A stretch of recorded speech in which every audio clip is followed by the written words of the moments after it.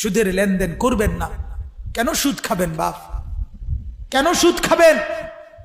কেন সুদের লেনদেন করবেন? কেন কিস্তি নিবেন? কিস্তি আর সুদ তো বরাবর, কিস্তিও হারাম, সুদও হারাম, স্পষ্ট হারাম।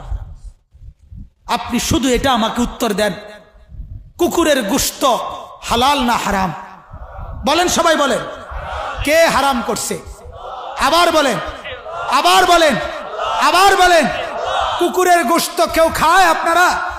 তাইলে আল্লাহ যদি হারাম করে কুকুরের গোশত খান না, তাহলে আল্লাহ হারাম করার পরেও সুদ খান কেন? আর সুদ খাইলে কুত্তার গোশত খান না কেন? কথা বলেন না কেন? যিনি সুদ খান তাইলে তিনি কুকুরের গোশত খান। তাইলে কারণ আপনি তো শুনেছেন আল্লাহ তাআলা হারাম করছে, তো আল্লাহই তো কুকুরের গোশত হারাম করছে। তাহলে আল্লাহর হারাম এটা মানলে আল্লাহর হারাম এটা মানবেন না কেন? কথা বলেন না কেন? যদি বলেন সম্ভব না চলা, আল্লাহর কসম সম্ভব।